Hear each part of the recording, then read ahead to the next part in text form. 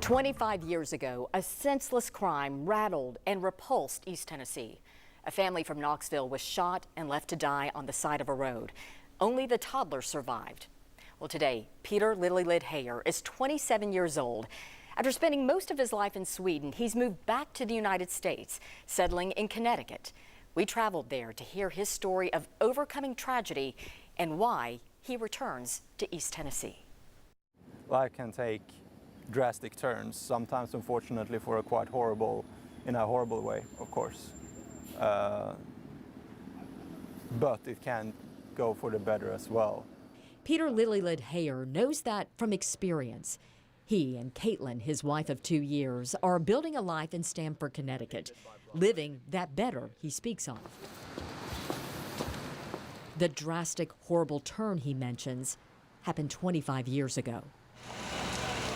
On April 6, 1997, then 2-year-old Peter, 6-year-old Tabitha, and their parents, Vidar and Delphina Lillelid, were driving back home to Knoxville from Johnson City.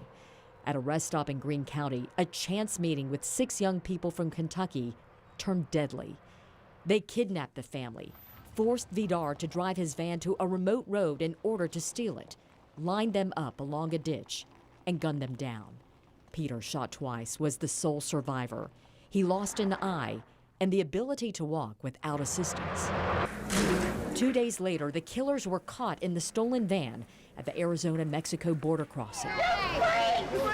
Back in Greene County, an angry mob was waiting.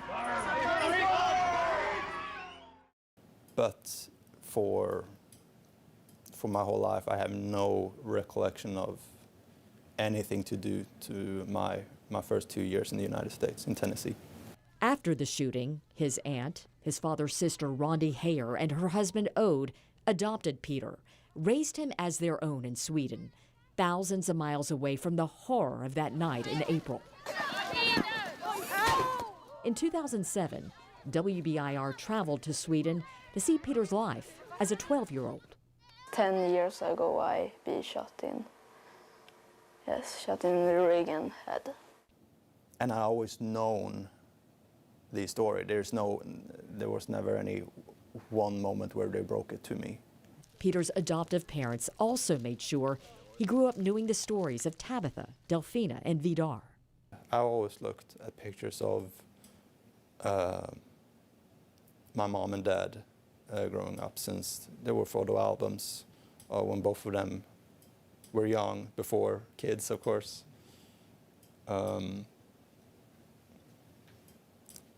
From that point of view, there's no doubt that they were my mom and dad, of course. 25 years later, Peter's creating new memories with Caitlin. And it touched me very deeply. I was very affected by it. And I honestly feel very blessed to be a part of his story.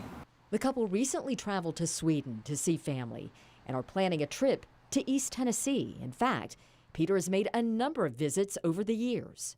Why? Why do you come back? What brought you back? Well, it's my birth town, my birth city. Knoxville, that is, of course. And I know some people there. They know who they are.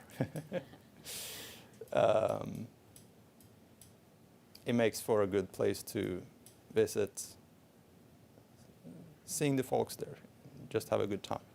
During one trip, Peter reunited with the Knoxville police officer who kept watch at the door of his hospital room in the days after the shooting.